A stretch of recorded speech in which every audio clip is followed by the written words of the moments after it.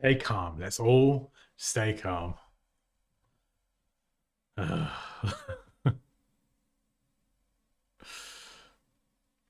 You like the title? Oh, yeah, it was worse, Rianne.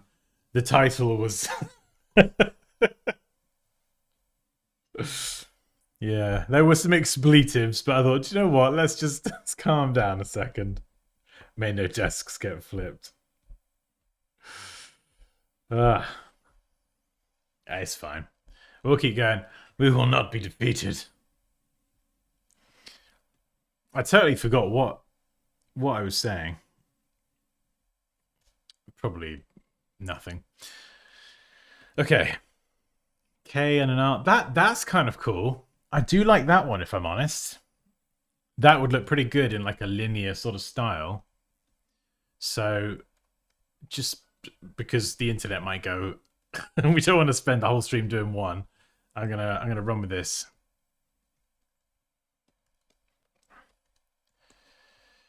All right.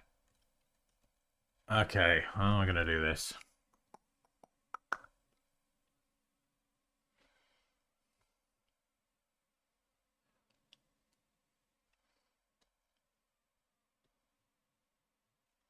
Okay, right. I'm gonna set up a grid at 60 degrees.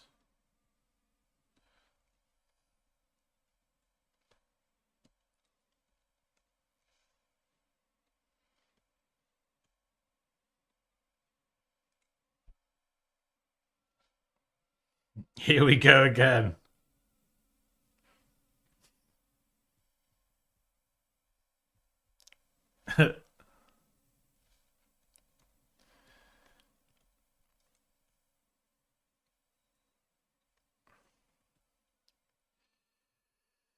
Alright.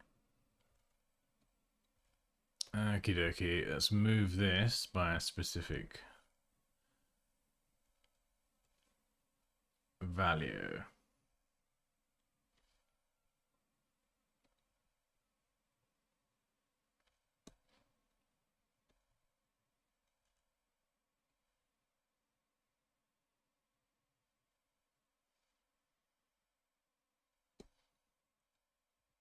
And I'm setting up a grid, so it's just going to help me kind of get my angles right and line things up a bit better. Should have made that way longer, actually. I kind of messed that up, didn't I?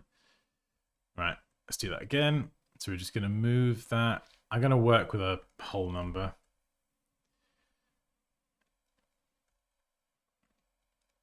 There we go.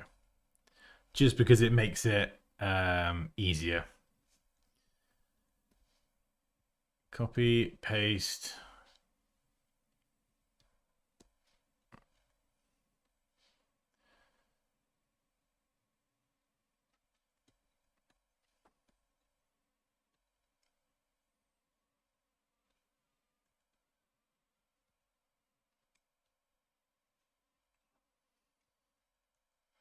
All right, this can get a bit much on the eyes, so I'm going to make that really, really thin.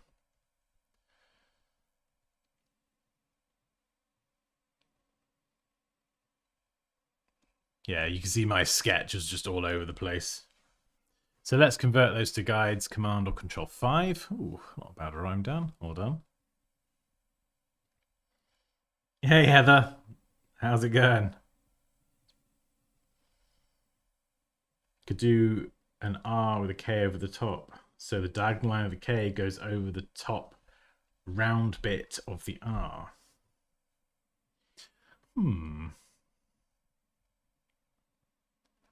Okay, let's just dive in, connect this up.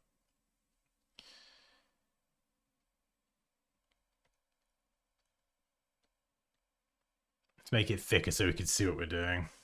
So these angles are pretty easy. Straight ones, we'll go down to there, I think.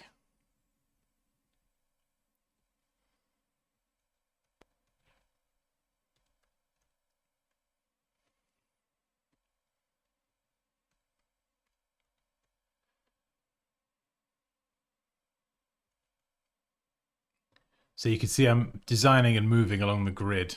So I'm trying to get some sort of degree of precision when I do this. Let's see how this works. What have we got? We've got an R, haven't we? R.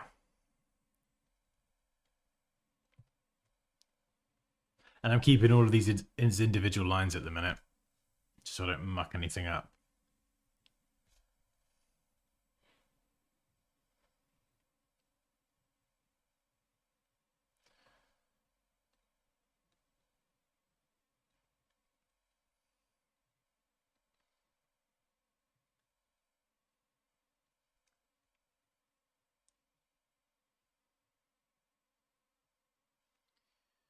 Ooh, what about...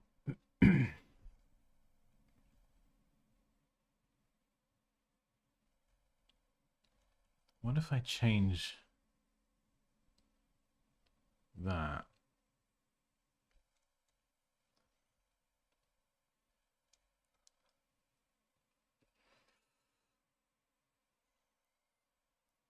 Just trying to think how to do this. I could do something like that.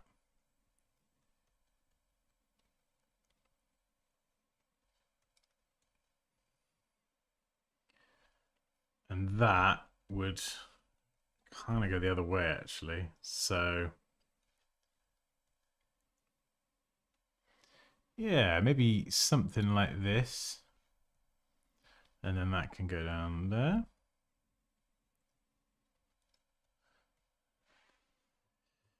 Kind of R-like, sort of. Probably a bit more like a B, actually, but we're sticking with the V. And I wonder if actually making that vertical...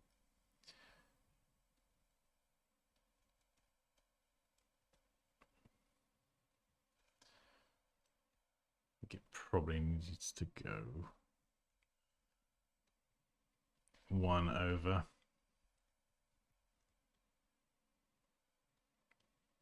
Oh, wait, no, hang on. I buggered that up.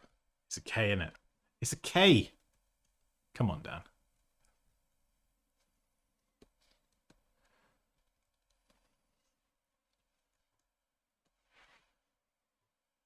Well, it could be better, but it could be worse. Okay, right, down here. So we've got a few bits here. Let's connect those up and then bring that down.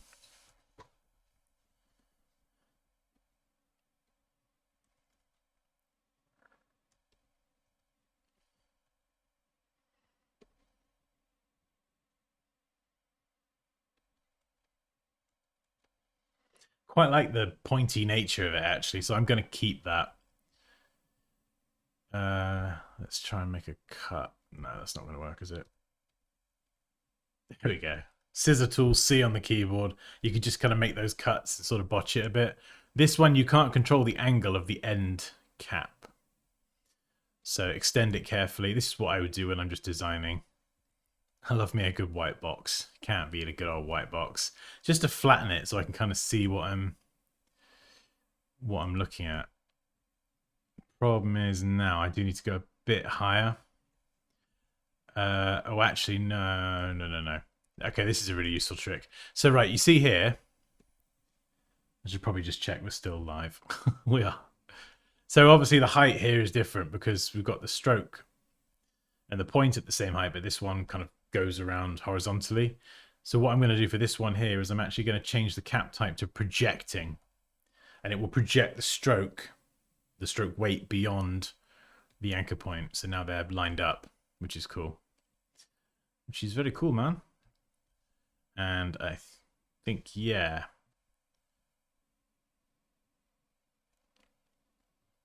I'm pretty sure.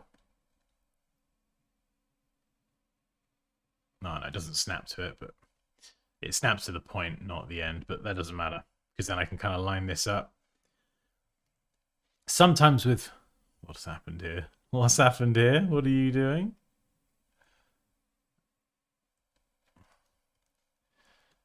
Oh,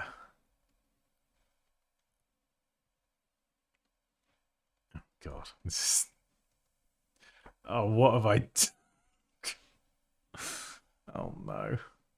Totally butchered the geometry here. Okay, let's start again. That was very, very messy, Dan. Naughty. Naughty, Dan. So you got to watch out for those stray anchor points that can sometimes get lost because they could just cause problems. Oh, there we go. I fixed it. So the geometry there's not as clean as I would like, but visually it looks correct. So that's, I'll take that. We'll bring that in as well. I like the sharp aesthetic. What happened, Dan? Oh, are we there? Oh, have I drifted into West Country? Look, Rianne, I spent the last over 2 decades of my life in Somerset. I am West Country. It reminds me of runes. Yeah. What we could, I mean, with the R, I suppose we could do a bunch of stuff with the R. It doesn't have to be in the V. I know that was the original idea, but I do kind of like it there.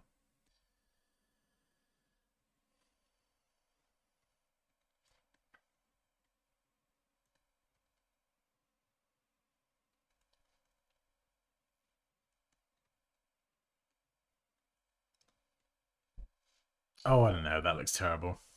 I know it is. Oh, it's a bit more of a B, isn't it?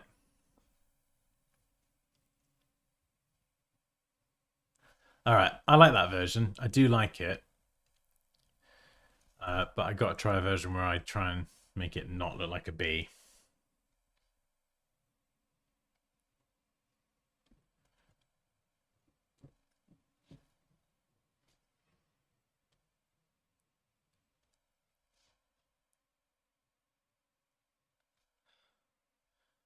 Bugger, what was the angle? Yeah, you could do. Oh no.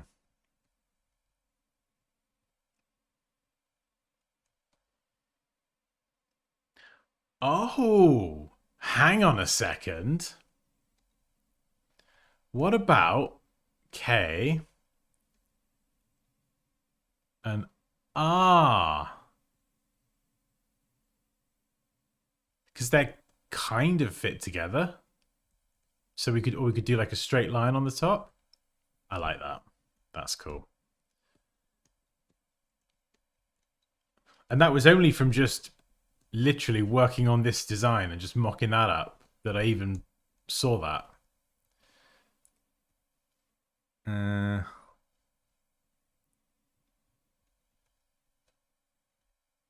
He still didn't check Discord. Oh no.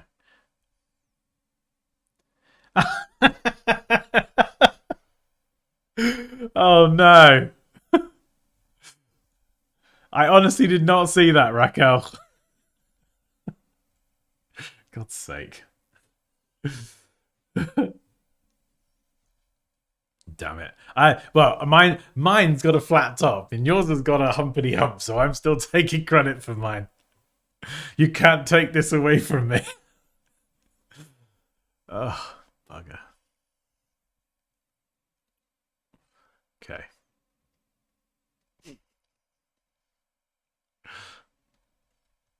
Right.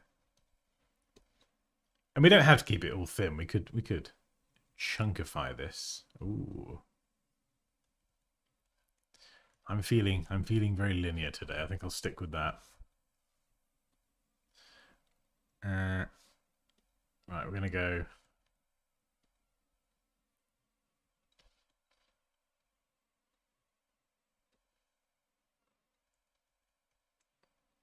Chunky. I'm working on a squared version. No, you stop it. You stop it right now. You're gonna come up with right. This is a race now. It's on, Raquel.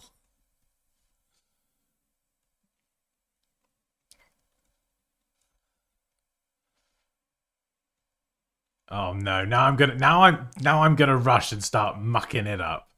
I haven't even got a. I've abandoned the grid. Hang on. Let's calm down, Dan. Let's calm down. This is Portugal versus England. This is. I'm not competitive at all. If I line that up, no, that is Not quite lined up. There you go.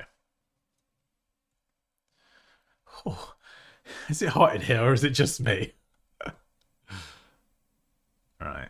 Let's get the old white.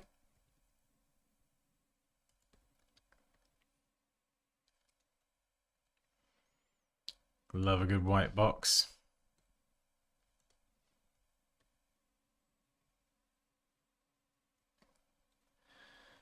Rasky. Shall I join the race? Why not? That's sort of what I meant earlier. I can't explain in words. I can't understand words. I feel like everyone's probably had this idea before me. There we go. Cheeky little trick round off the corner to kind of get rid of that bit. Oh, no. No, no, no, no. I know what I'm going to do. I know what I'm doing. Screw the grid. I got it. I got it. I know what I'm doing. Flippity flippy goo.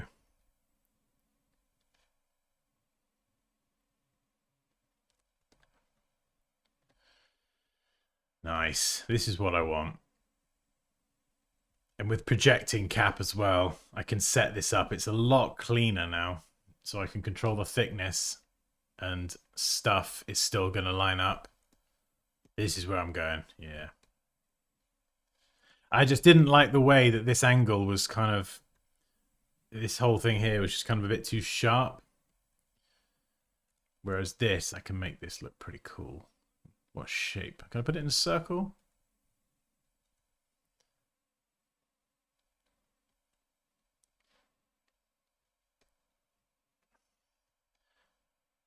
Hopefully no one suggested this in the chat already. I love that. That is all right. Well done. Well done, Dan. I'll take that. A K and an... Just check, actually. Is that a K and an R?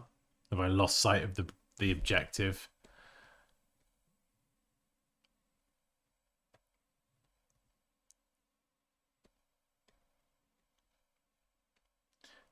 Ah, yeah. Let's make sure I got the right cap type.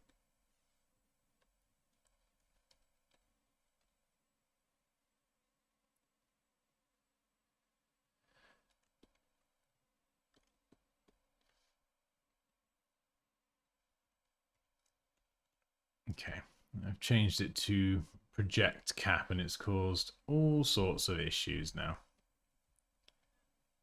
Huh. All right, there we go. And you can snap anchor points just like you can snap shapes. Yeah, that's all right.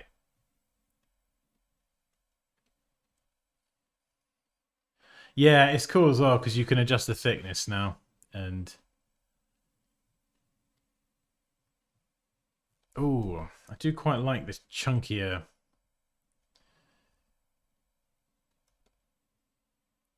I think maybe, I don't know.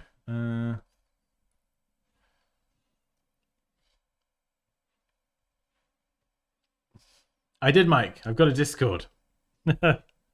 It just made more sense. The other community was cool, but it just doesn't even have anywhere near the functionality that Discord has got.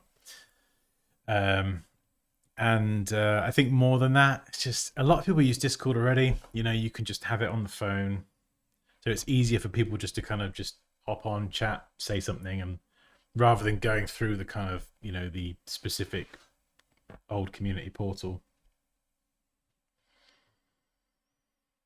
Abandoning the grid. That, you know, that would make a bloody enough. We could do that. Abandoning the grid. Are you at the window, Raquel? Is Dan's mum there too? If it's public, link us in the chat. Yes, anyone can sign up. There's like a members only bit for course members. But yeah, like there's like the chat and a few other bits, design inspiration suggestions. Hang on, where is the link? Yes, if anyone does want to join the Discord, I will find it momentarily. Where is it? Dansky community. Okay, there you go. Yeah, so there's the link if you want to just hang out and chat with all of us afterwards. Also, I don't really mention this enough. I've created and launched an email series for 30 days. It's called 30 Days of Design Gold, and it's just literally one email per day with actionable tips to help you become a better designer. It's completely free. If you are interested, you can unsubscribe at any time, obviously, if the emails get a bit much. But it's like, picking fonts, how to pick colors, Photoshop tips, Illustrator tips, stuff about clients, portfolio tips, just whole 30 days of stuff. Oh, you're enjoying it, Gaurav? Awesome. Yeah, I've had quite a lot of positive feedback actually, which first time doing anything like that, so I wasn't sure if it was people were going to be like, oh, this is a bit too much or whatever. But the feedback has been absolutely fantastic. And it's been good to, there's so many things I don't talk about in videos or have never talked about, and it's good to just dump that into like emails, write it down, and then put it out there so it can help benefit people. So I did that before you. I think I'm last to the party of creating a logo design. This particular one. Right. Okay, optical versus metric alignment. So at the moment, this is technically centered. The problem is it isn't, and that's because this kind of curve comes in. If this was a straight line like that, boom, our design is centered. Oh, I quite like that actually. A bit weird, but everything looks centered now. As soon as I take that away, it's not. So we've got to do a bit of, I was going to say skullduggery, but it's probably not the right word. We have to optically align this. So we're actually going to throw, that might even be too much. We've got to throw the design technically off center so that it looks central, if that makes sense. And the best way to do this is to, curves can cause this problem, but the best way to do this is to move it slowly and zoom out. When you there must be a scientific reason why. I don't know if anyone knows this, but when you zoom really far out, you just see things differently that you couldn't see. So trying to do alignment up close here is infinitely harder than zooming out and looking at it like that.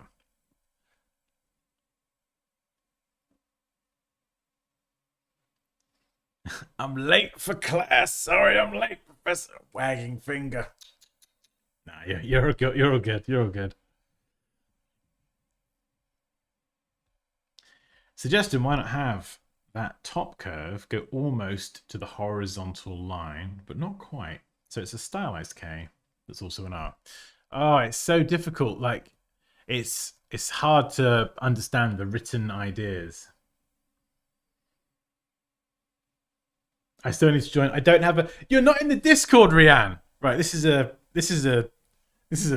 I'm not mad. I'm disappointed, Belle. That sounds too positive, actually. Oh, Rianne, you got to get in the Discord. We do on the last Friday of every month. We did the first one last month, but if you've enrolled in one of my courses, we do a course members meetup. Like a face-to-face, just like a live Zoom call, pretty much. And we just hang out, chat, talk about cats, apparently. I critique work live. It's just like a whole, basically like what we're doing here, but we do it live and we just kind of hang out, have fun. And Poppy occasionally feeds me sweets. But yes, if you are a course member and you do join the Discord, just send me a DM with the email you use to enroll in the course, and then I can enable your members' access. Was it not sweets? You were feeding me something, Pops. Or was that? Am I thinking of the cheese and crackers stream? I'm thinking of that one. You were across the other side of the room, weren't you? Yeah, sorry, no, I've got it wrong. I'm thinking of another time. Oh yeah, Moosh, it was the. I don't think you were there on that stream. It was not the last one we did, but it was like a.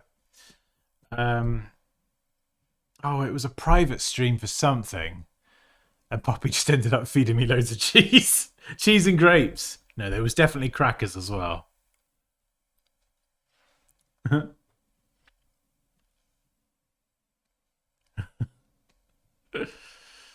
Oh dear.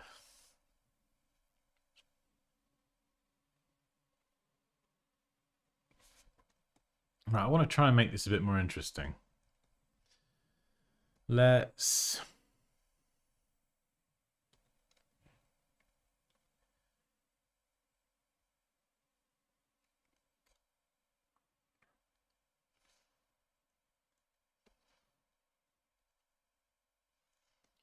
Oh, I need some System of a Down.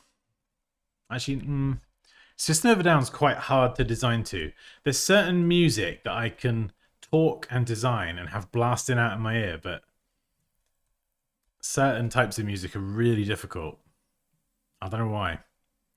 Like I can listen to like heavy metal or whatever, but let's try it. Oh, aerials, aerials. Oh, tune. Suddenly I'm like 17 again.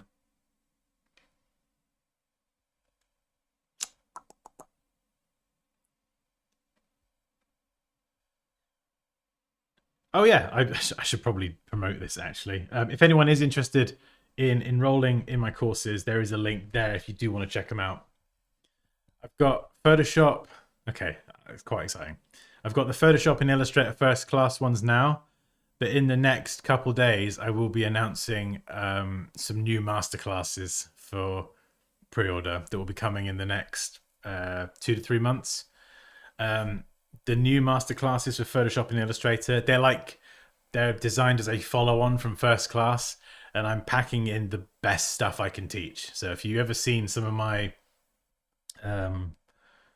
logos, blah, blah, blah, illustration, photo manipulation, all that stuff, like I'm essentially trying to take some of my best work and I'm gonna teach that stuff in the masterclasses. Basically, the best of what I can teach. So, I'm flipping excited. I was working on the trailer the last few days, and yeah, even just looking at the work as well. Like it's when I started making them, it was like this needs to be like the first class was always going to be like the beginner to fundamentals course, whereas the master classes are going to start at like an intermediate to advanced level, and they're going to go as far as I can teach, basically. So if these new courses aren't advanced enough, then I'm not the guy. That's probably the best way of putting it. Yeah, this is a bit more interesting. I'm eyeballing it a little bit. I am being a bit naughty, but because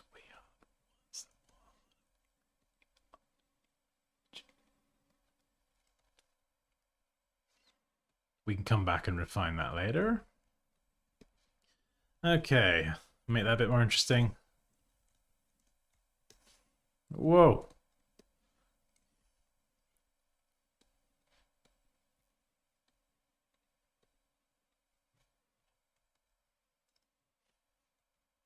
Ooh, that's a naughty little number, isn't it?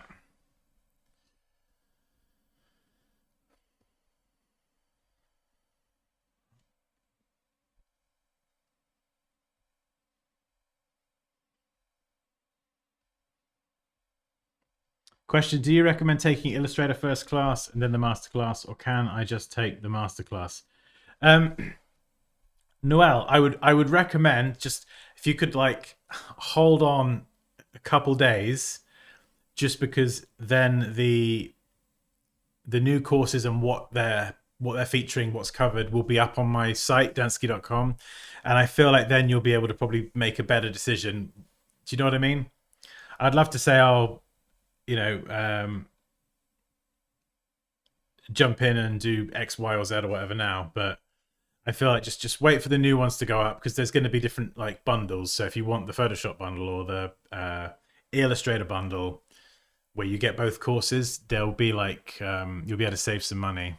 So, and I'm gonna do it as well. So if you've enrolled in like Illustrator first class already, you'll be able to get the Illustrator Masterclass for the same bundle price, because you do save a little bit when you go with a bundle of multiple courses. But of course, when people enrolled in the first class courses, the bundle didn't exist. So I want to give everyone the chance, if they want to, they can at least get the same saving. Does that make sense? Hopefully I explained that all right.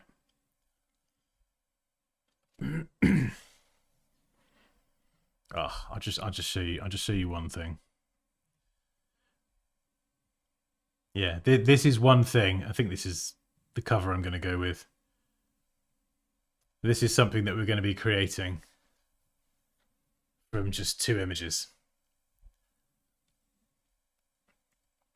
So vampire lady. So we're going to be doing like something that's really hard lighting. We're going to be doing lighting, shadows, highlights, undead eyes. We're going to be drawing jewelry. We're going to be doing rim lights. We're going to be drawing hair. We're going to be doing vampire teeth, highlights on teeth. Particles. I don't think the particles are on that one, actually. This is like an old version. We're going to be doing depth of field, so you get like drama. Lots more shadows. Yeah, so that is one of the designs from the course. It's going to be cool, man. It's going to be cool. Blood. Yeah, we might do blood as well. I mean, the original one, I wanted to make it less grotesque. She was originally, well, she was a vampire at first, and then she became a very grotesque undead zombie with part of her face ripped off, which I think to some people would be quite unpleasant. So rather than going full grotesque, we need a blooper reel, Poppy. I've dialed it back to vampire and kind of refined some of those features a bit more. Oh, thank you, Gorav.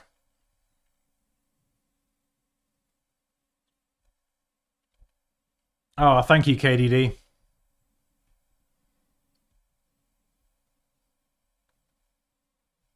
Do one of those edits where you 2 times speed the burps. Oh man, yeah. When I was recording the last 2 courses, I kept drinking like diet sodas and stuff, and I just kept spontaneously burping. So Poppy would like be editing it, and then there'd be a and she then obviously shared that online of having to edit out the burps, which is amazing. Thank you so much, Poppy. Oh, this is interesting. I feel like this is actually. I want to move on, but I also don't, because I feel like this is. Oh my god, have we been going for an hour and a half? I really like where this is going. Oh, this is cool. Hang on. No.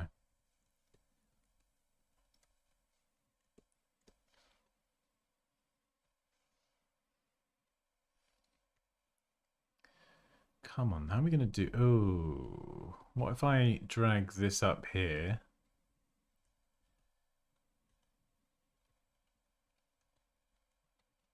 I got to be honest, I would rather finish the stream with one really well thought out design than loads of crap ones.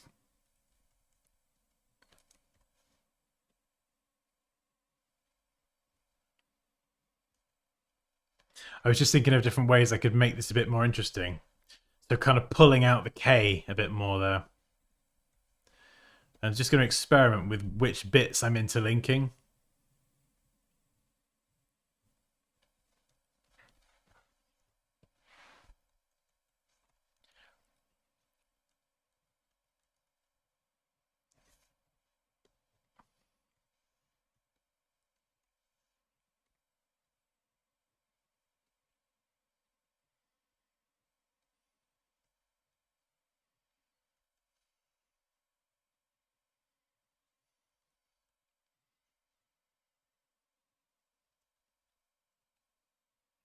Hmm.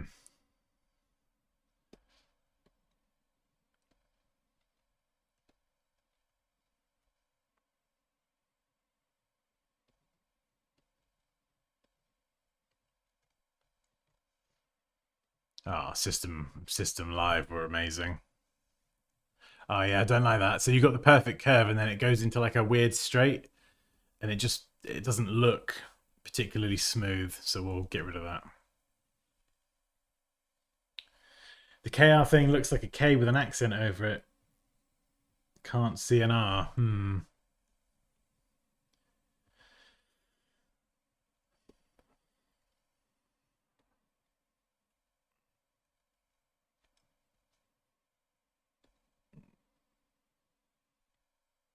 Yeah, maybe it.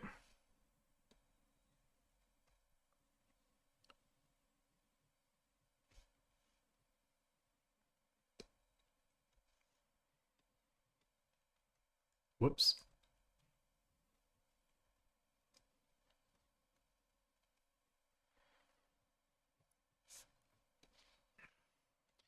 I wonder if we could use color actually. Let's have a play.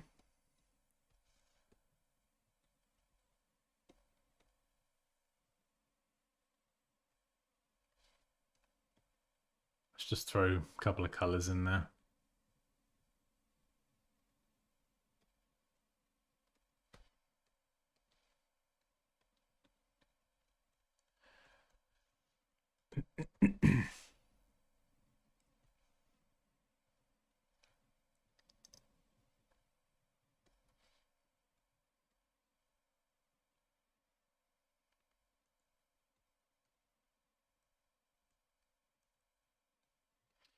Unless this might be a bit much.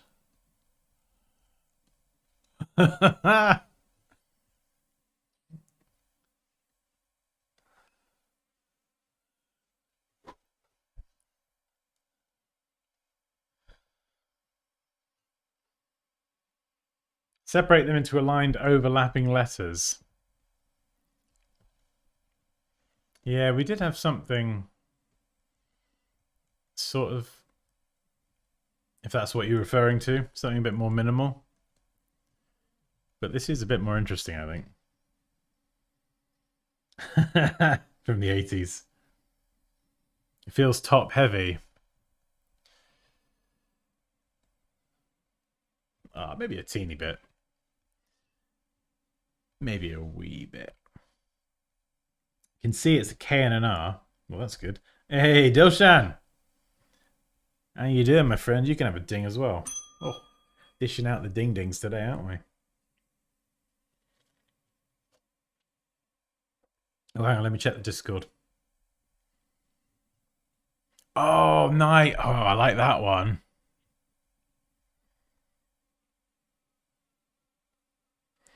Yeah, that is cool. That is, I love that. That's really clever, Racco. I wonder if I can merge that with my design, like what I've done already.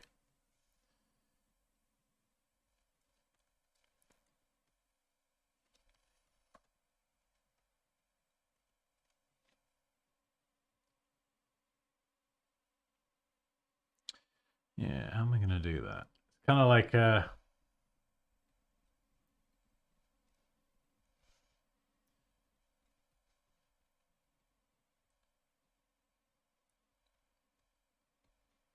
it's like a little one, isn't it? Oh, let's turn that off. Bring that down, connect it up.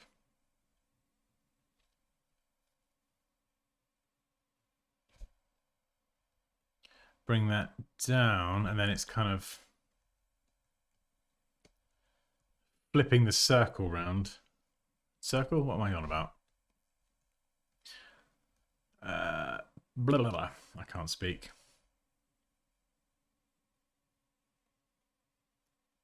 Ah, yeah. There we go.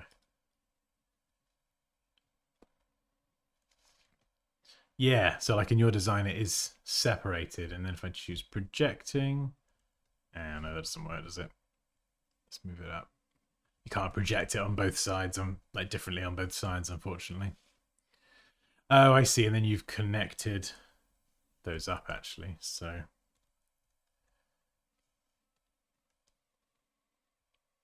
yeah, this is clever. I like this.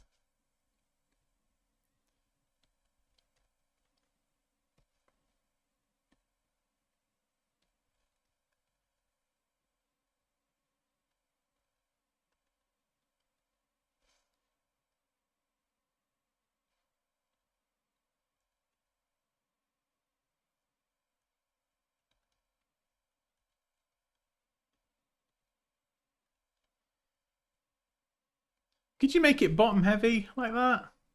Was that a little weird?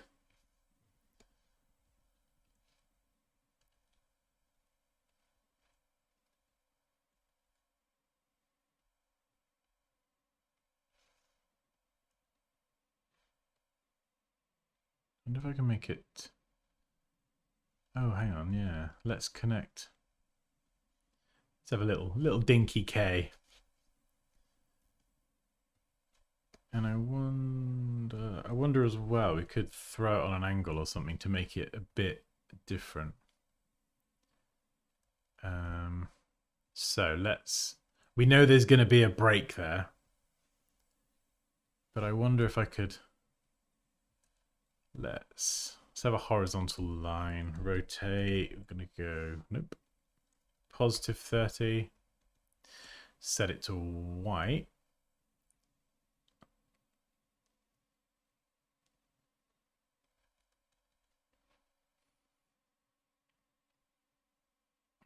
No, I don't think that works.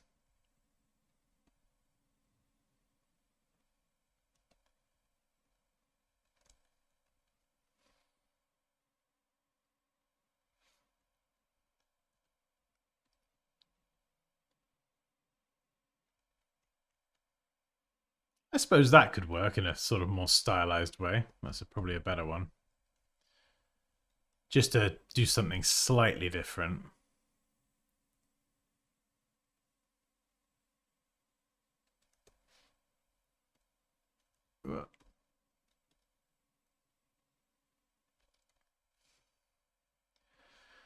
And how are you going to scale if I... Okay, yeah. Oh, I feel like this design will work better chunkier, actually. Let's chunk it up. Yeah, I like that. I like it, I do.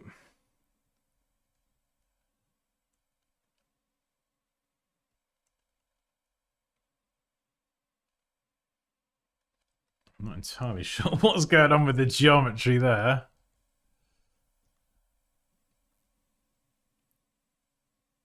Yeah, we're just going to eyeball that for now. Don't need to worry about getting it perfect just yet. I almost don't want to look in the Discord. Raquel, have you posted this in the Discord? Okay, no, I'm good. All right, I'm good.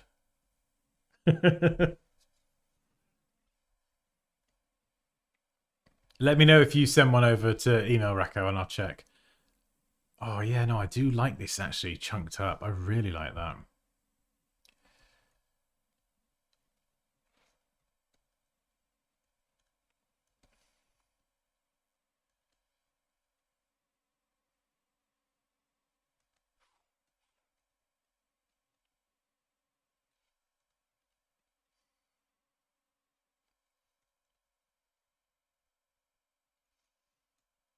Ah, oh, that's cool. It's cute. It's cute. I like that.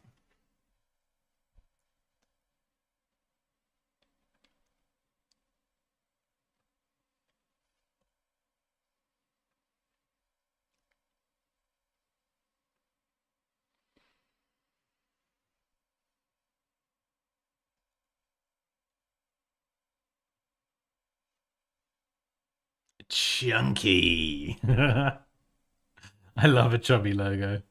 It's funny, isn't it? Sometimes they look better chunked up and sometimes not. Could try adding serifs. Yeah, I mean, I suppose we've not even gone down that route, have we? I've just gravitated toward sans.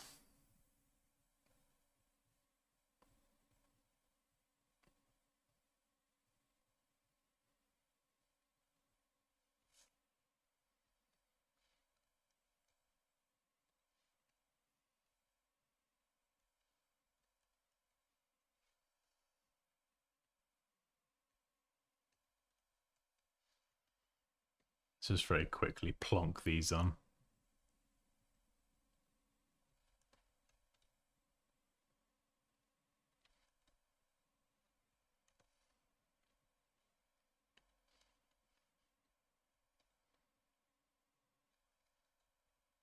It's just me fudging a couple of serifs. which probably isn't actually going to work with the style I'm going on for here.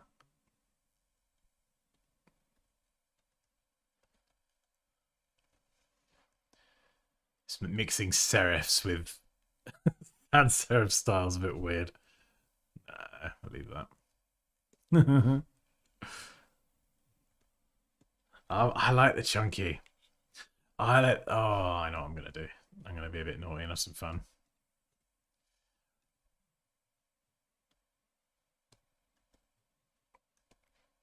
All right, let's clean this up. I want some gradients.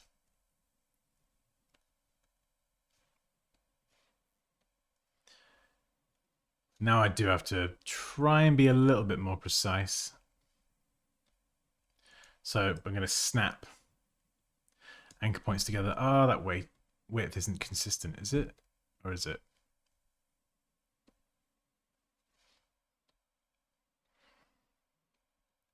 Are my eyes deceiving me? No, that is pretty good.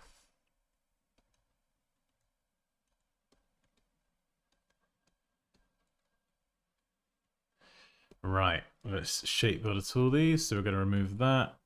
Remove that. We're going to combine that, combine that. Click on these anyway to set them as their own shape. And then we're going to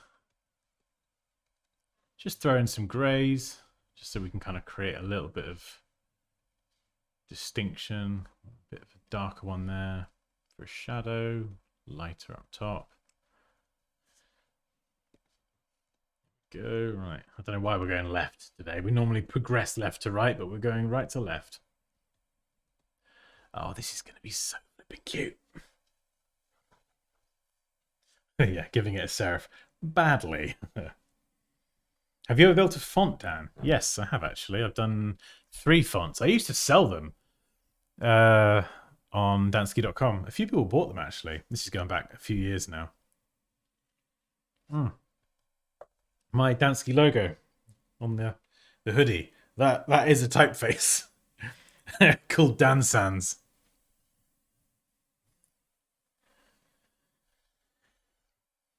How about changing colors, or would that be too much? Oh, we're definitely going to play with colors. Yeah. Normally, I wouldn't say like try not to rely on colors too much for the actual design, because it's a good logo will work in a black and white or monochrome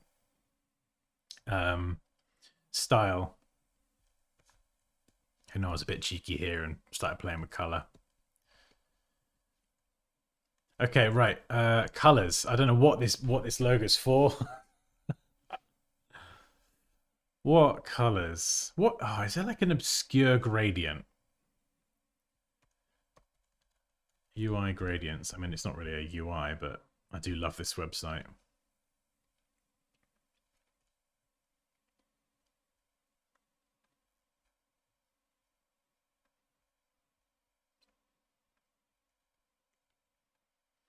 Oh, that's quite a nice gradient. That's an Instagram. You can get some quite unusual gradients as well. Oh, I'm a sucker for those like turquoisey ones. Green. Metallic toad. Wow. Fun job coming up with all those names. Bihongo.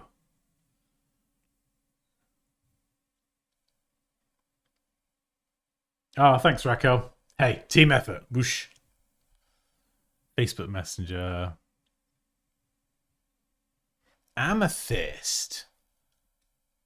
Oh, yeah, maybe. You get the hex value up here as well. You just got to click it. It's super good.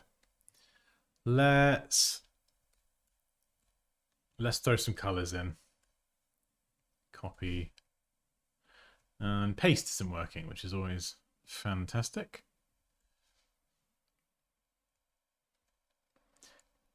Okay, 9D 50 BB. 9D 50 BB. Let's just do it manually. I'll enter my colors like a peasant. 6E48. 6E48. Amethyst. Oh, those colors are beautiful. Right, if I wanted to throw some more in there myself, I'd probably go pinch darker. Bit lighter with a little bit more on the hue. I'm just going to push into the pink. And I might just throw a curveball in there and have a totally different color that almost shouldn't be there.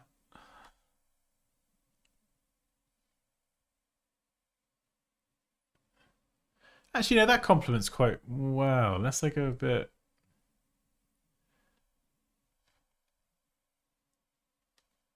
Yeah, we'll leave that for now. I want the majority of it to be probably that amethyst gradient, because I kind of do like that, to be honest. Did you make much from them? Oh, not really, no. I think the fonts used to be about 10 quid. So what's that, 15 bucks, something like that. And then I did a bundle, all 3 fonts for 30, so $45.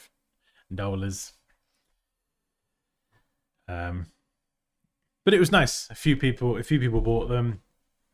I feel like sometimes people might buy them to use them, but then sometimes other people might just buy them to support you. You know, as you put out hundreds of free videos online. I think sometimes people, and I've done this with other creators, sometimes you're just like, do you know what? I'll support you and buy your thing. You know? That's not a hint, by the way. Check out my course. Link in the description.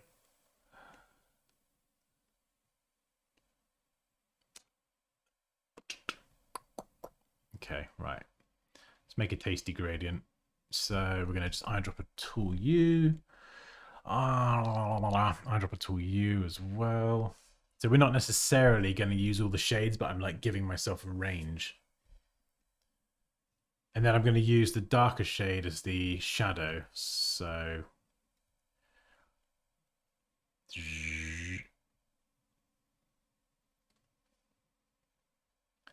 maybe something like that.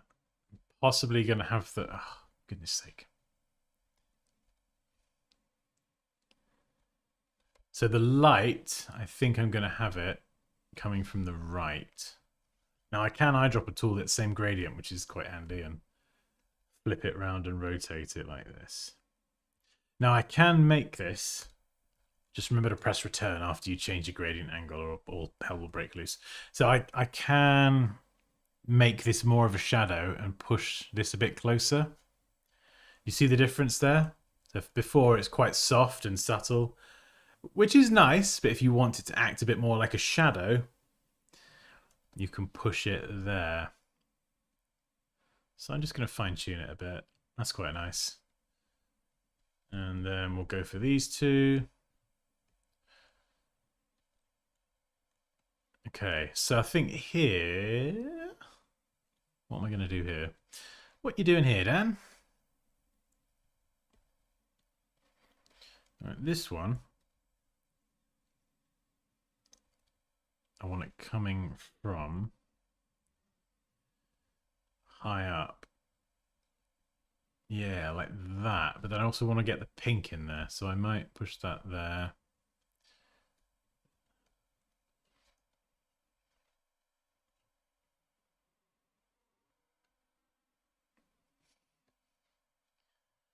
And then this one can actually pull the... You can use the panel. I find the gradient tool in Illustrator needs the same treatment as Photoshop. It's long overdue an upgrade. So controlling angles and things can be a bit easier in the panel, but you can grab the gradient slider and do all that kind of stuff. Oh, that looks nice. I'm not sure where the yellow fits into this. Yeah, Rianne, you could just keep clicking and just get lush gradients. How do you create a font to sell? Okay, so if you want to turn your lettering into an actual working font, that you get a font file, I cannot recommend this enough. I did a video. What? You know, I'll find it. Hold on, I'll find it. Dansky font self. Oh, 4 years old. Okay, it's an old one. Oh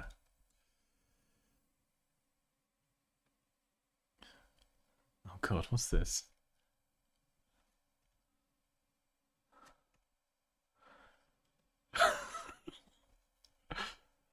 I totally forgot about this. I sound like a baby. Oh my god, sorry. I'll hang on. I totally forgot about this. Oh, this is what I'm watching. It's an old video. I tell a little story at the beginning. Oh, this is so funny. Hang on, I'll bring it up here. How do I not play System of a Down out loud? Okay. Just let me know if you can hear it. Okay, so have you ever designed your own vector letters and then got stuck looking for an easy way to transform those letter designs into a real working font? Yep, me too. That's why in this video that is in partnership with Font Self, I'm going to show you the best add-on for Photoshop and Illustrator to help you create your own custom really small, fonts. Like I'm trying to. Loved. Oh yeah, this bit.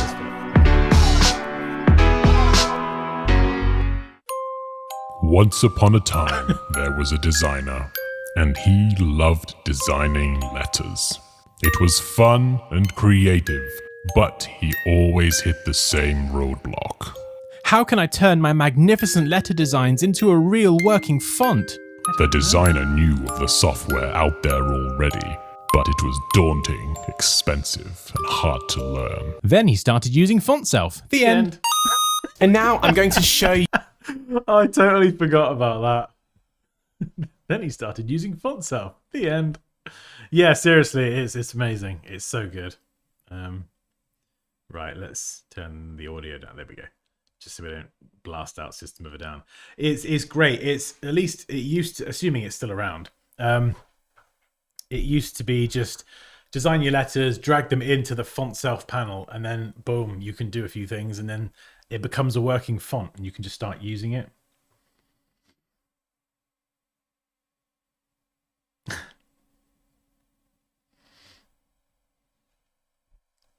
Oh, I love this design. I love it, I do. It's come together rather well. Should we throw down some yellow? Purple. Oh, do you know, I can't help but feel like it'd be really nice the other way around. Purple background. Oh, yeah, I want to try that. I feel like it would look even better.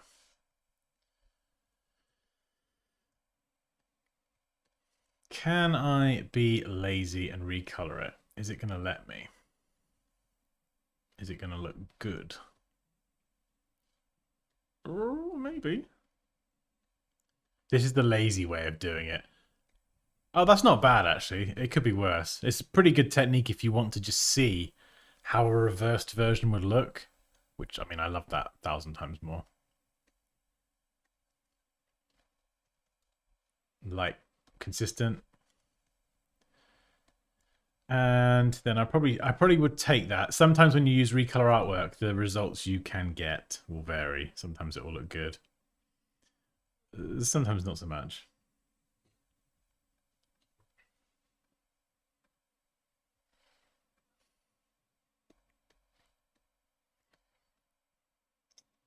Right, let's lock that. And now we've got to sort these colors out. So this one, I'm going to make it just a little bit richer. Oh, maybe slightly more towards this side. So a bit more pinky, a bit more washed out. And then on the other side, could make it a teeny bit more punchy.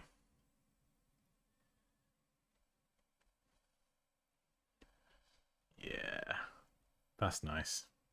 Gradient minus 170.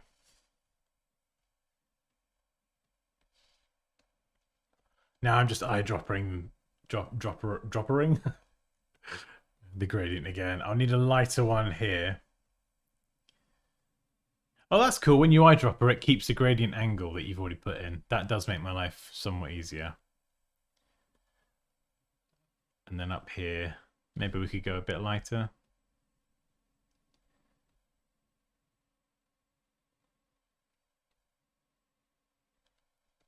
Real subtle. Or maybe not, actually. Maybe I don't like that. Yeah. Oh, yeah, that's much better.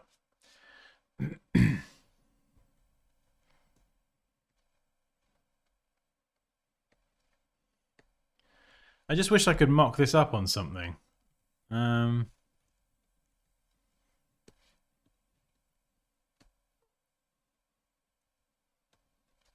mean, the goal was to do a monogram, so I guess we've done that technically.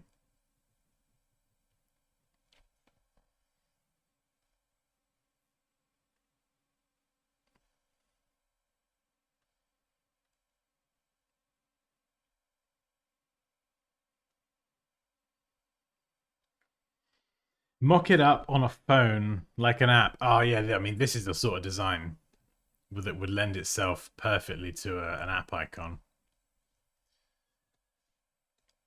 You know, boom.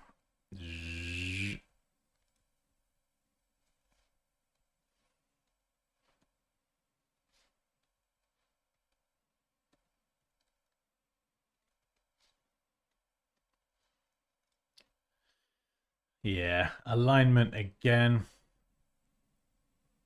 Probably need to just scooch that to the right a tiny bit, just so it actually sits centrally optically. Then I'd do a variation. So that gradient, but then like a white, which accessibility wise might not work.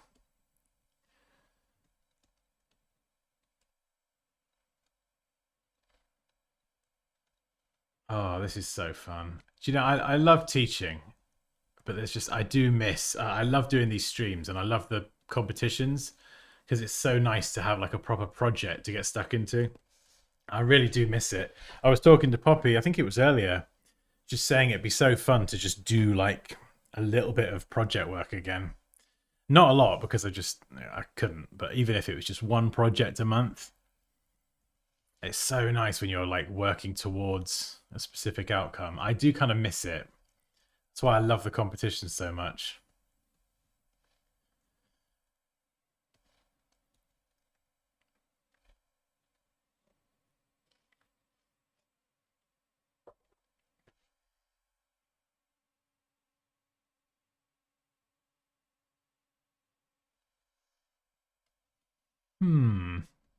What do you reckon in terms of colors? Oh, I feel like maybe the purple one, purple and the yellow. I do like the yellow and white, but there might be an issue in terms of accessibility on that one. And the purple one at the end is just a bit too purple.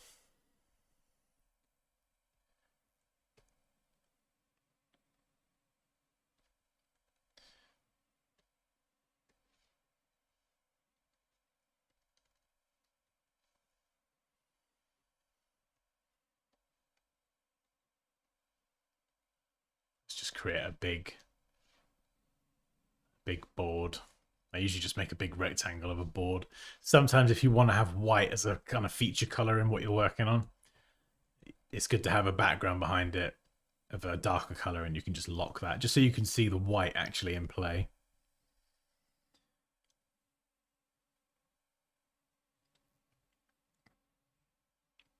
Purple with yellow is sharp, with the white is a bit wash off.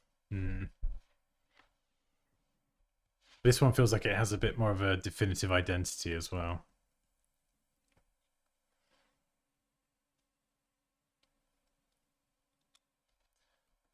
What's the name? Okay, let's go back to ChatGPT.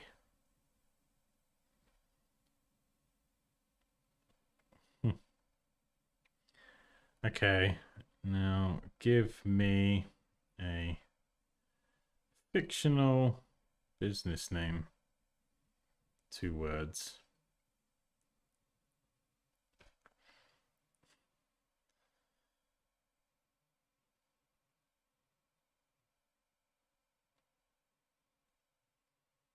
Hey Basil, how you doing?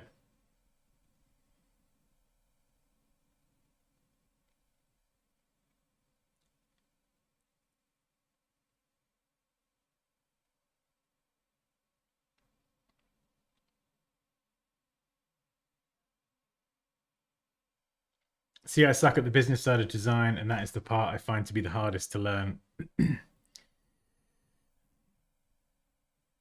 K and R.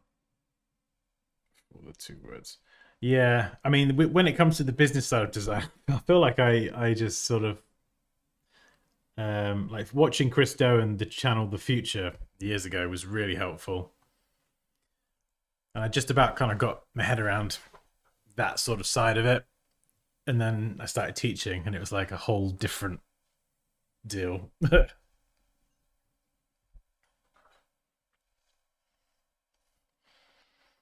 Adil, can I be a mod? Absolutely not. We barely know each other. You haven't even bought me a drink yet. Goodness me.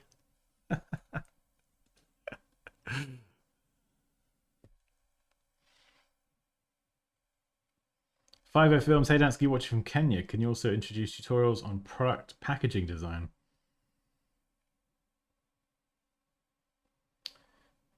I've not done an awful lot of product packaging. Like in terms of actually laying out the kind of graphics and things like that. I did some when I was an art worker, but wasn't really design as such. It was like a lot less creative. Done mock-ups and things like that, so I could teach it from that sort of perspective. Crypto. KR. Hey.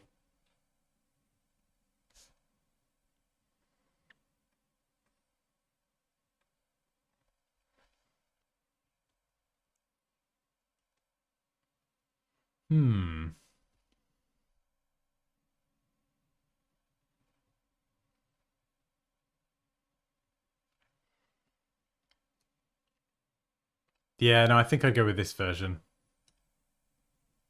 What file should we export in? Oh, Rianne, oh bless you. Oh, I'm so proud of you. I'm here. I would. I'm not angry. I'm just disappointed. Oh, hang on. Let me. Okay, so you should. Yeah, you should be able to see the members only stuff on the left of the Discord now, Rianne.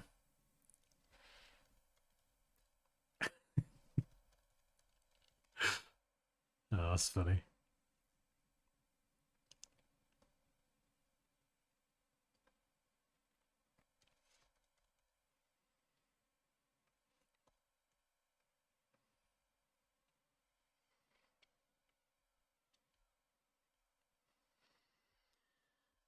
What file should we export in?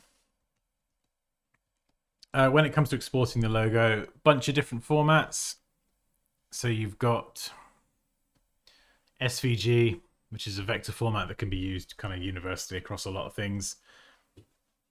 Illustrator, if you are providing that to the client, you could do EPS as well.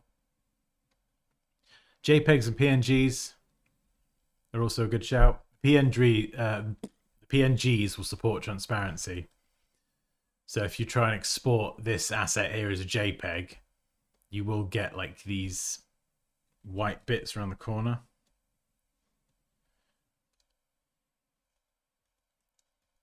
So your JPEG will look like that, you know, so just be mindful of that. But PNG will support the transparency.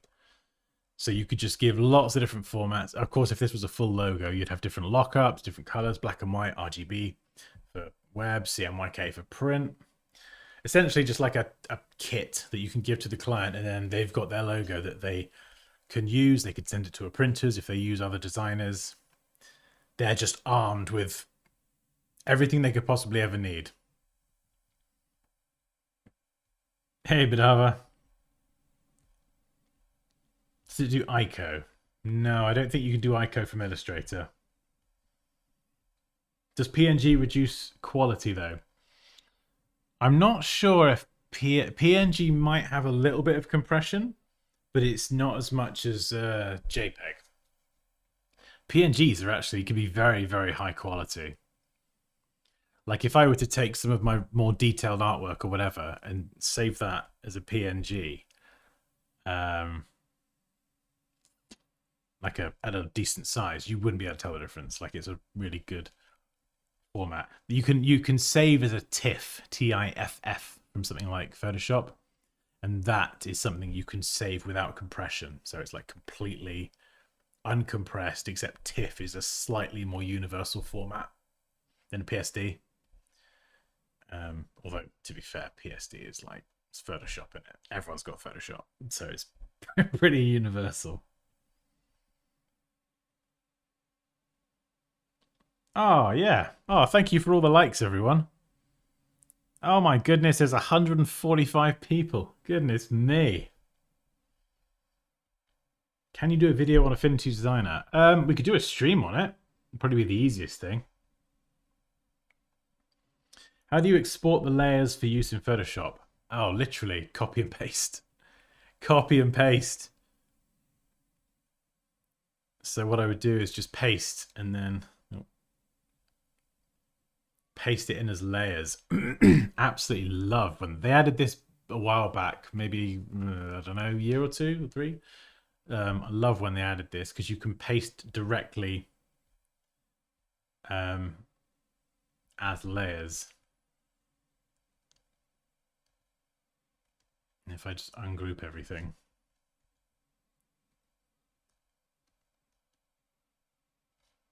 you can bring it in. Oh, it's annoying. Okay, it's a pixel there. Sometimes it will keep it editable depending on what you're bringing in. But rectangles with a solid color. I think it should bring that in editable. Yeah, so you can see there, that's still a live shape. I can even change the corners. But if I try and bring in something with a gradient, you can't have a live shape with a gradient in Photoshop. So it will rasterize it, unfortunately. But oh yeah, I mean it's so useful. Just bringing them in as layers. Or if you need to make it massive, then bring it in as layers and it'll be a much larger size and you've still got all the individual pieces that you can play around with.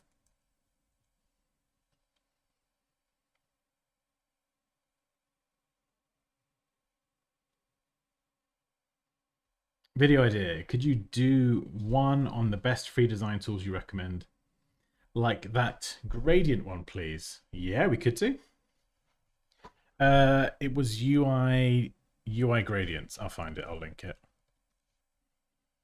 Yeah, it's for UI design predominantly, but you know, you can, like, as we've seen, we can use it for anything. You can just keep clicking and it will generate random gradients. Oh, I think actually one of the emails, if you have or haven't signed up to my 30 days of design emails, one of the emails is on gradients. But one of them, I think, has a list of free tools and things and bits and bobs. And UI gradients is on that list. So if you want to hear from me and you want to get better at design in 30 days, then this is my kind of free email doodah that you'll get one email a day with some tips and some actionable steps. So it'll be like, you know, try this, open a document, blah, blah, blah. And it's one a day, essentially. Can you edit it in Illustrator and it reflects in real time in Photoshop? I change the color in Illustrator. That's a damn good question. Okay, so let's go into Photoshop. What you can do is you can place a linked file. Now, can I place an Illustrator file? I do not know. What we're looking for, Monogram. Place. Open as smart object. Okay. So I've got my entire everything from that Illustrator file in Photoshop. And I could double click the linked file. Yeah, so it takes me back into Illustrator. So if I were to go and move the logo over there, save it, and go back into Photoshop, you can see it's pulled those changes through. Now, I don't normally use it that way, but I'd use it the other way. In that I would do like a lot of product retouching and all that kind of Photoshop stuff in Photoshop, and then I would import that to Illustrator or InDesign as a linked file. So any changes are then pulled through into those apps. But yeah, if you place it as a linked file, you can add a whole Illustrator document and go back the other way as well. Whoa, what the hell is that? Sort him out, Pops. I don't know what's being spammed, but get out of here. I can't read any of that. One a day, that's too many for me. Oh, that's a shame. Some of them are, well, I think all of them are really good, but I think some are like really useful. But yes, I do. I've got some cool stuff. Oh, where is it? Cool stuff.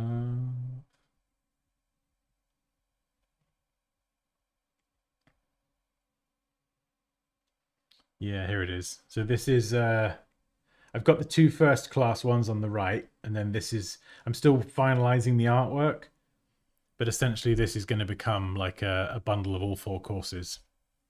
So you have the two first class ones, beginner to intermediate level, and then the two master classes that will go from intermediate to advanced, super advanced, the most advanced stuff I can teach. So yeah, I'm just working on finishing the trailer, the pages for the website, and all the technical back end stuff. So this should hopefully be up. The two masterclasses, if you want to pre-order them, in hopefully they'll be up available for pre-order in the next 2 or 3 days. It's just so much work to do to get it all up there. But yeah. Oh, exciting. Some good accessibility features you'd like, Brian. You get to preview how your palette looks with different types of color blindness contrast. Poppy Patrol on the case. Exactly.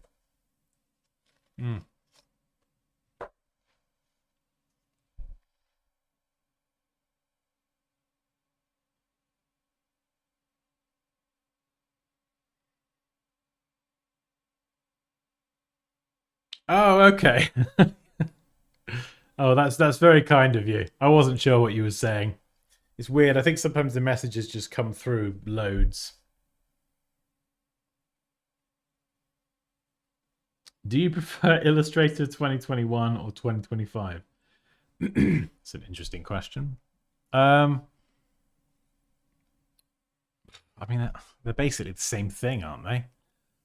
Like, we've got a few new tools and things. I think there's probably a few additions. Not a lot that I use, though.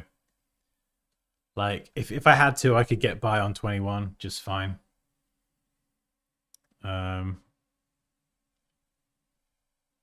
Yeah, there's a few additions. Some of these objects on path, the repeat features, intertwine. There are a few useful ones, but yeah, I think 2021 had the project panel, and the 3D features are cool, but they're sort of limited as well. So yeah, I mean, I'm obviously going to pick 2025 because more features, right?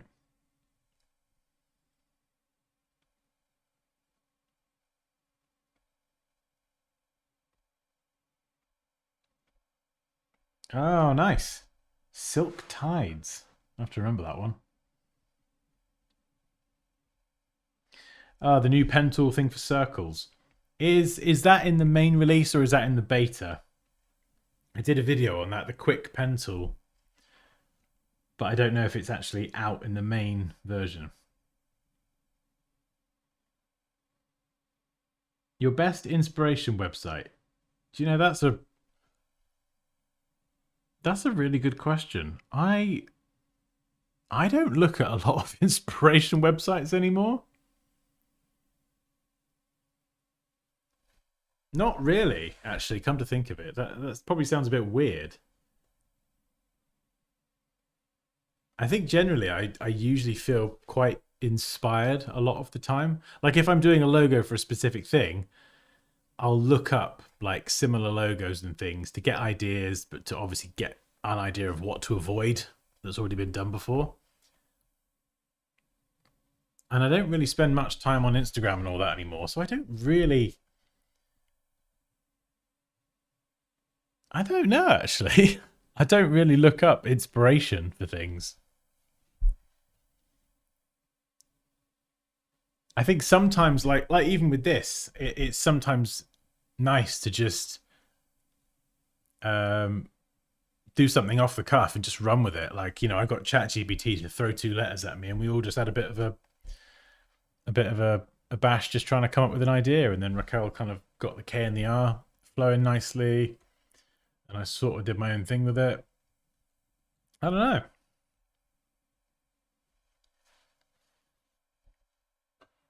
I definitely was a lot more creative when I started. Probably a few years ago, I started doing like cold showers. I do cold showers every single day, like a freezing cold shower in the morning. Yeah, God, I can't even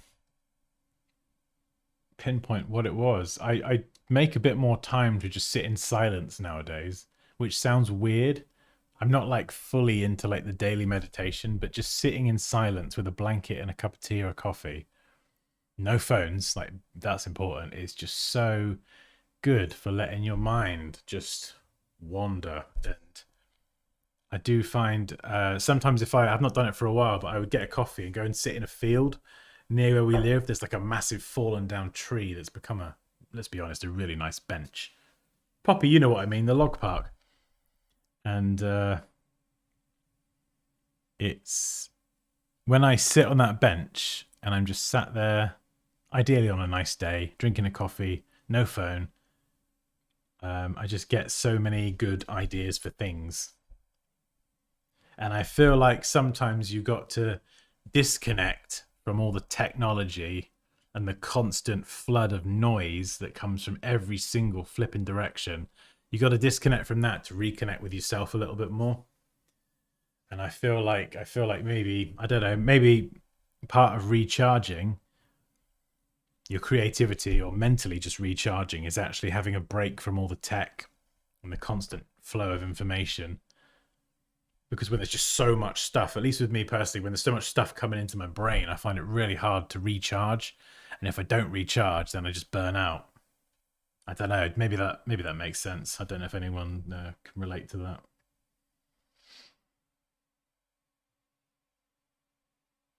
I would die. I'm not entirely sure what that's in reference to, Heather, but please don't.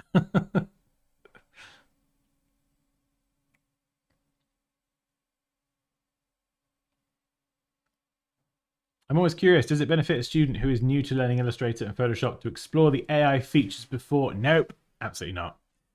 Not really, no. I think that there are certain AI things. Like I am finding, I got to be honest, ChatGPT quite useful. And yeah, there's a couple of features in Photoshop, like being able to just remove something like that with generative fill. That's like a pretty powerful feature. I don't know what feature is. That's pretty useful as a feature, especially for extending thumbnail designs. Am I using generate prompts in Photoshop to generate stuff? No, I just, I don't use it. I just.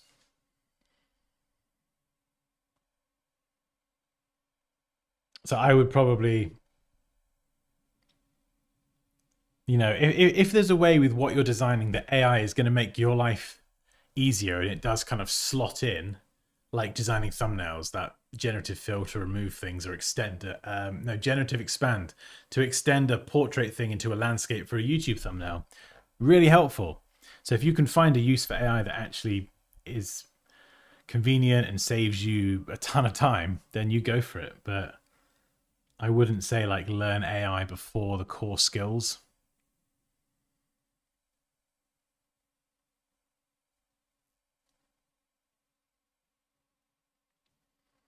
Did you work before on a motion graphics project? Right, I wouldn't say I'm a motion graphics designer by any means, but I have done like a lot of UI animation stuff.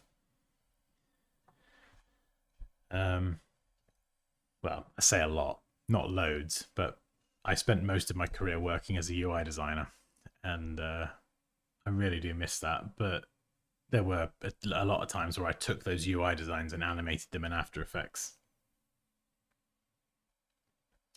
Paul says, I feel like Adobe is more focused on AI than ever. This will produce a generation of lazy designers, hence I'm not looking forward to upgrading. I'm still on 2023. I mean, if it produces a generation of lazy designers, then a bigger slice of the pie for the rest of us, right?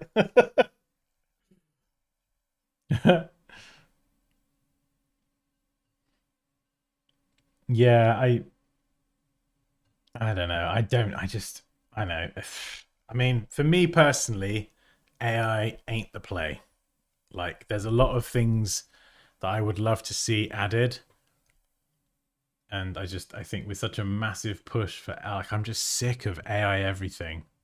Just like, yeah, even certain features being added that just don't need to exist.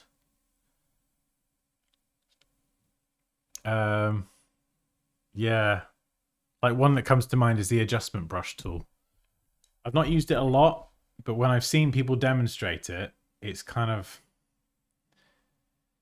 it's almost like, why does this exist? Because once you understand layer masks, you're good. And I don't know if introducing an entire new tool for something that could just be explained with a good layer mask video. Do you know what I mean?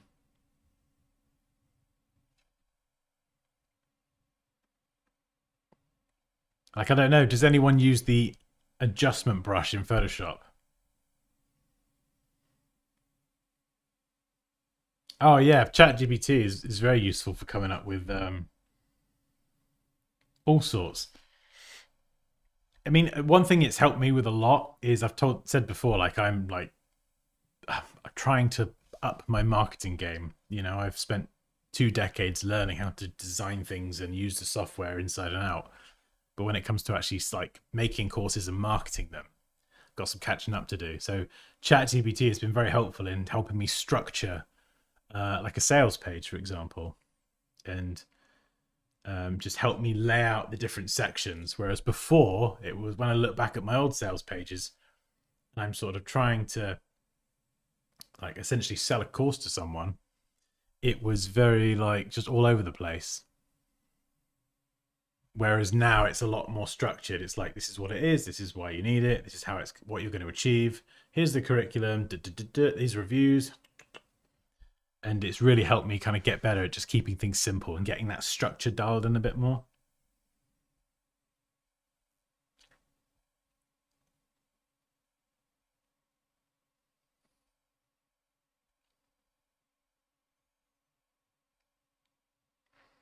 What made you decide to pursue a career in design? Do you remember the first time you had the thought and what was the feeling?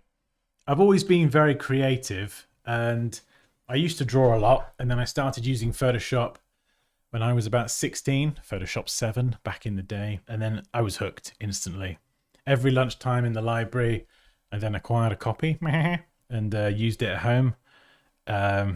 After school, evenings, weekends, I'd be in Photoshop. I just absolutely fell in love with the damn thing. And didn't do very well at like AS levels. Like in the UK, you go to school, and then you can stay on at the school or go to college and do your A levels. So you do AS level, which is the first year, and A-level the second year. Although that was 20 years ago, so that everything I just said might be completely out of date. But anyway, that's what I did. The first year I did absolutely awful. Got an ungraded in computing, a U, unfreaking graded. The teacher got fired, which is kind of funny, but not really, because, you know, loads of people got ungraded. It wasn't just me. And I was just like, I'm leaving after that. I didn't bother sticking around for the second year. And then I went to college and I just did a BTEC in graphic design. It's a 2-year national diploma. And that was like going from school to proper graphic design. And I just loved it. Fell in love with it completely. The whole idea of it. And we didn't do a lot of software stuff. We did a bit, but not a lot. But I was already using the software at home by that point. So it kind of gave me a bit of an edge over a lot of other people on my course. And yeah, I finished college with a triple distinction. So I got the highest grade you can get, which I was super proud of. And I got offered a job as a result. So it kind of worked out. Kind of finished college and then just walked straight into a job.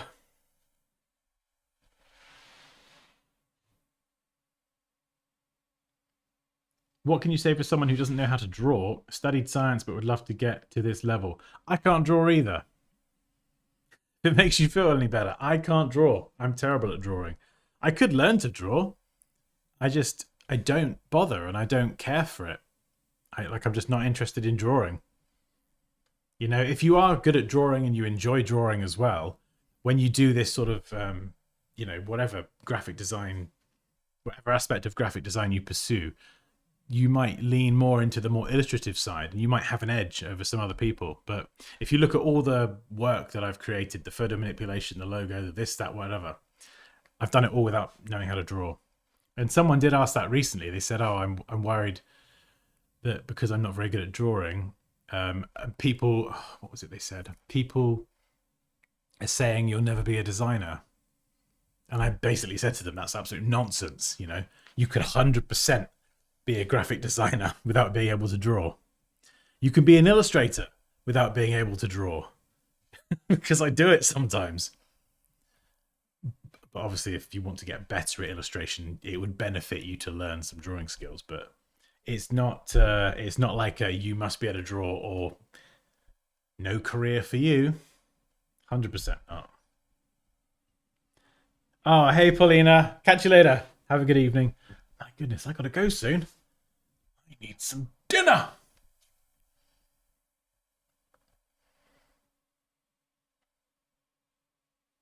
Wow, Photoshop 4. That time it only supported 99 layers. Oh my god. I mean, 99. It's not a lot, really. What course did you do exactly? It was a BTEC, so BTEC National Diploma in Graphic Design. So I'm in the UK, by the way. I don't even know if they do those anymore.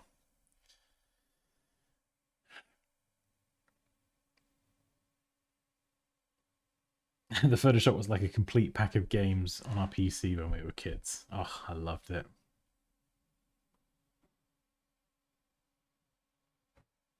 I can only draw when there's cheats like the smooth pencil tool. Yeah.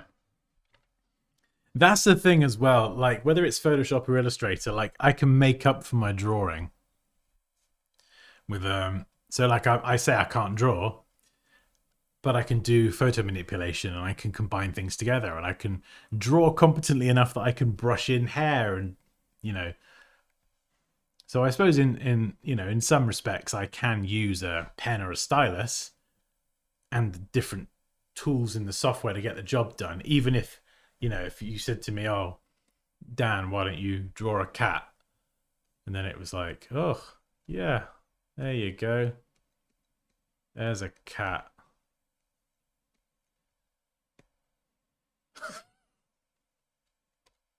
Masterpiece.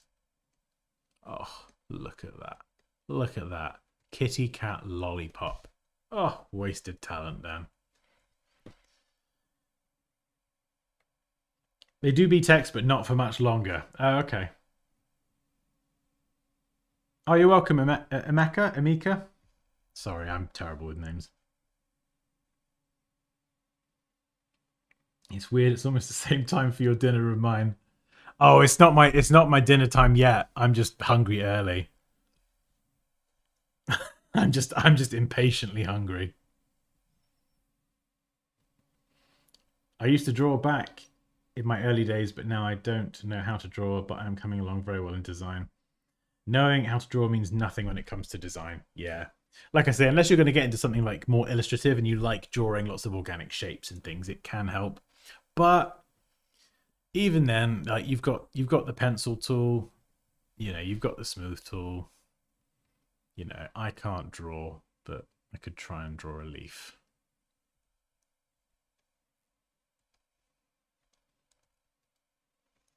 You know, connect them together, smooth them out.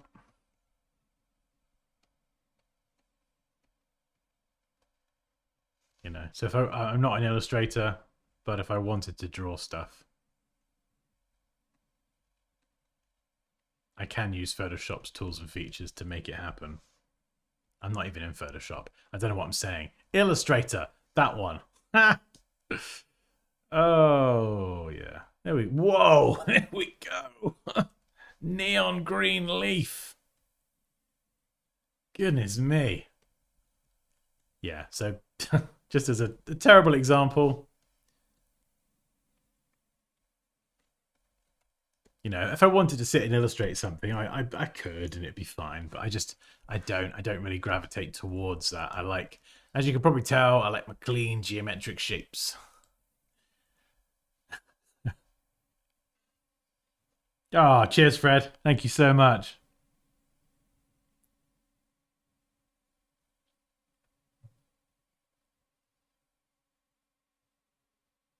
Emeka. Emeka.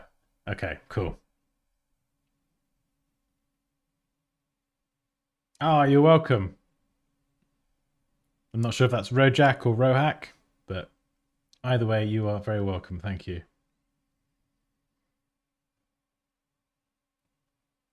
Yeah, I mean, I'm glad it worked out, Paul, because I was trying to make the point that, you know, even if you can't draw and if you can use the tools, you can definitely make it up a little bit. You know, that leaf ain't going to win any awards, but I'm glad. Whew, I'm glad it came out semi-okay.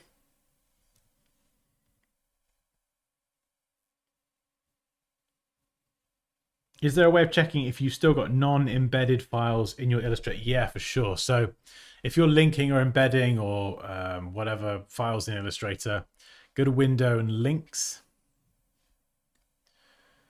So you can see this has come across from Photoshop as a .tiff file, which is my original sketch. But that is embedded. Yeah, you can see if I hover over. If you've got a linked image there, so it's linking to an actual location on your computer, you can either package the linked file up and send that to the client, or if you can't, or you don't want to, you can actually embed it here. So if it's not already embedded, you can embed the linked file. It will make the file a bit bigger. If you've got a lot of embedded images, it might slow the file down a bit, especially when saving. But at least you haven't got to worry about the file location on your computer. It will just be embedded in that document forever. It just means that if you go and then embed a file, if you do go and change the Photoshop file and do more work on it, those changes won't get pulled through. So you have to relink it and re-embed it. Oh, right.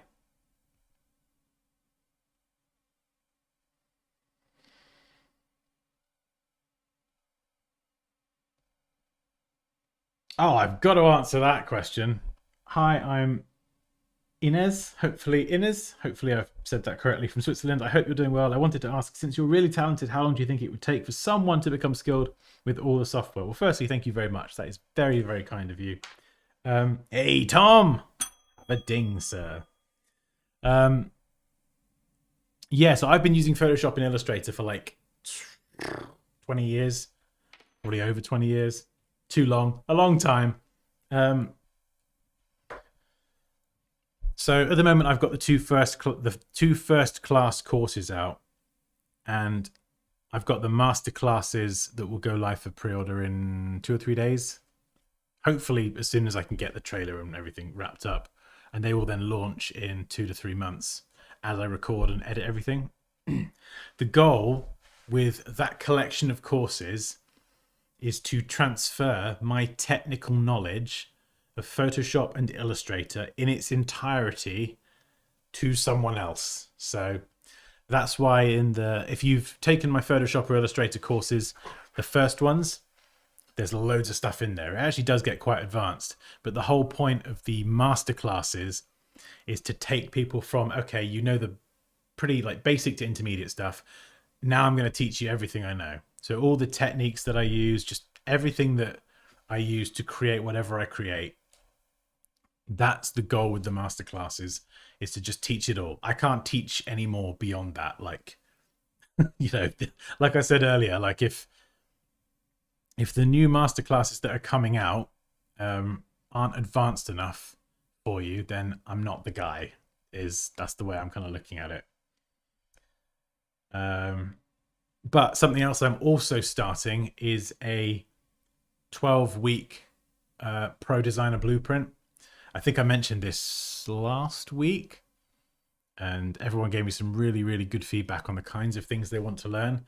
So essentially, this is a new 12-week program that I'm putting together where I will work with, I think, probably 3 people maximum for 3 months closely to bring them from a beginner designer or wherever point you're at in your creative career, beginning, middle, wherever, and then bring them up to producing level at producing work at a professional level in the space of 3 months. So it will be lots of hands-on project, feedback from me, 1 live session a week where we catch up and we kind of go through the most important stuff. Homework. I hate the word homework, but it's like reminds me of school. But it will be giving things that are just going to help progress you. And then within the 12-week program, I'm just going to throw all of my courses at you as well. So it's essentially like I'm just going to commit myself and everything I've got that could help to those 3 people for 3 months. Which I'm really, really excited about, to be able to see that progression of just how far you could take someone in just 12 weeks. So that's what I'm working on. I'm really bloody excited, if I'm honest. I don't know yet, Noel. I'm still, at the moment, I'm just trying to get the 2 masterclasses done first. But yeah. Well, it's the kind of thing like Rianne. I can give a certificate and things at the end, but obviously I'm not a registered educational body, so I can't give you like an official qualification per se. But that is the goal. I love teaching and I love doing all the online stuff. But when I do the one-to-one coaching sessions, it's so nice to actually talk to someone face to face, you know. And I love when you're kind of talking to someone and you say to them, oh, you can do this and you use this tool and you can do that. And you see people get excited and light up and they're like, oh my God, I never knew you could do that. And I've been using the software for 10 years. And it's just like it's a feel good feeling. And I do like that. And it's just like, I think I said before, like this year is all about getting knowledge and stuff that I've learned in the last 2 decades out of my head and into the heads of other people, so they don't have to spend 2 decades learning stuff that I can just teach in this case 12 weeks. So yeah, and the whole purpose with the program as well is to work on real projects, to get a portfolio set up by the end of it. So that was something that a lot of people really wanted. They were like, I want an absolutely banging portfolio by the end of it. So a big part of the program is going to be working on projects, getting feedback, and then building out a portfolio. So by the end of the 12 weeks, you'll have like a body of work with projects in a portfolio. It's going to be awesome. It's going to be freaking awesome. Doctorate in Dansky design. It is going to be fun. I'm really looking forward to it, Heather. I'm really looking forward to it. My PT, Liam, he's doing something similar with me at the moment. This is kind of what spawned the idea.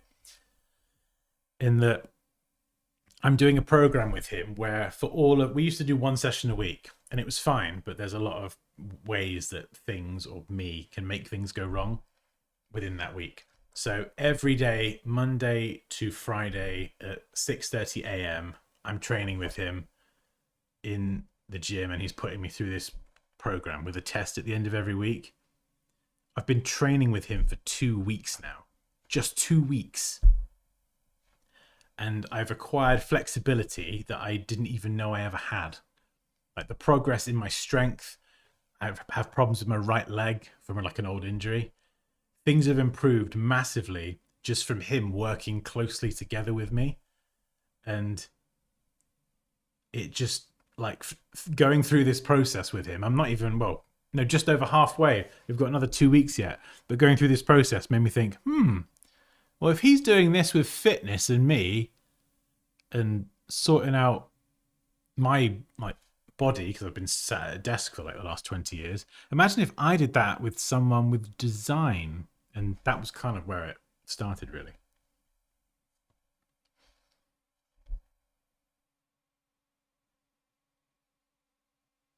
Dan, can you send us something from Britain as a congratulations, like a British pebble? PH Dansky. I love it, Tom. That's funny. I mean, we could. Do you know what? We could design it and make it look all official, like a legit qualification. I wonder if anyone would question it. You go and interview for a job, and then you've got like a gold printed Dansky certificate. Oh, yes, the Academy of Dansky. Yes. Have you not heard of it, potential employer? You can just make it into an actual thing. Desk fitness when designing. Oh, my goodness.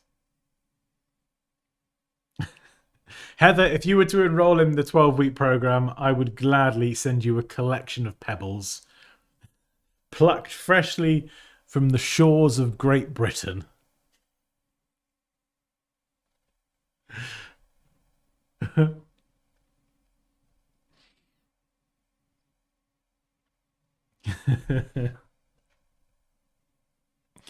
Oh, funny.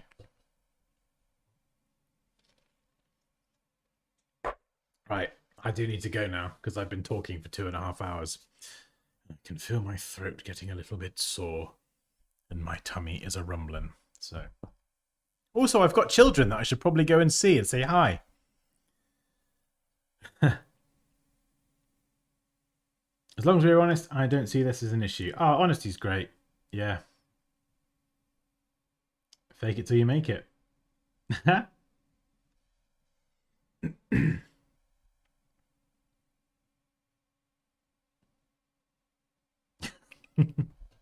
All right. I'm going to shoot, but it's been amazing. We're your children now. You had to go and make it weird, didn't you, Heather? You just couldn't help yourself. Oh, yeah, I find it crazy. Hey, you're welcome. I find it crazy that so many people say it's the first time catching a live. Like, come on, YouTube. We're doing this like every week talking about Illustrator. Just push it out to more people. There's clearly lots of people that want to learn Illustrator-y things. At the win. No one's at the window, Raquel. I do periodically look now. And she's never there. But I think when she does turn up again at the window, it's going to freak me out. The kids have been bickering all day. Oh, God. Do you know what? Maybe I'll just stay. Maybe I'll just stay here.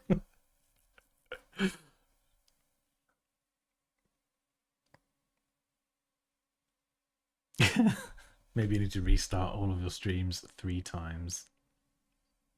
No, so the time is normally it's normally Monday at 2 o'clock GMT, and then Wednesday at 3 o'clock GMT. That's normally the times, but this week's gone a bit wonky, so I'll probably be. Actually, I don't know what I'll do. It'll either be tomorrow or Thursday.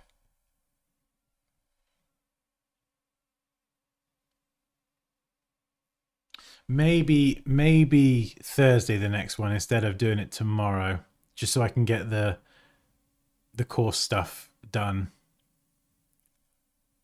first. Yeah, maybe we'll do that, I think.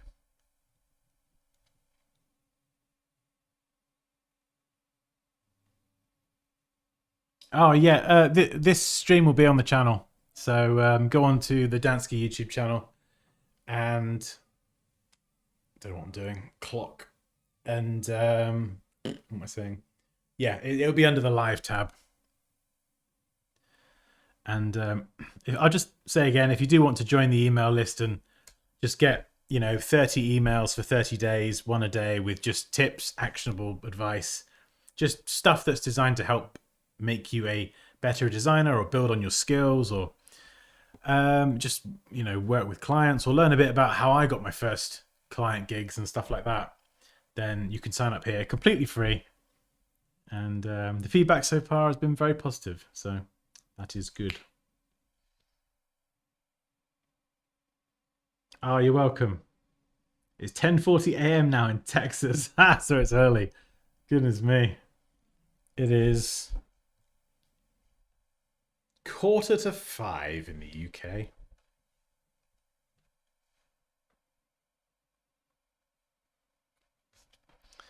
I haven't checked today's tip. Oh, naughty Racco. It should be there. They go out at 9 o'clock every morning, UK time.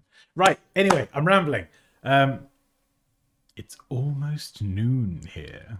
No, it's dark outside where I am. Anyway, yes, probably we'll do the next stream on Thursday. I think that would be best. But I will let you know. Have a good evening, and I'll see you then. Bye.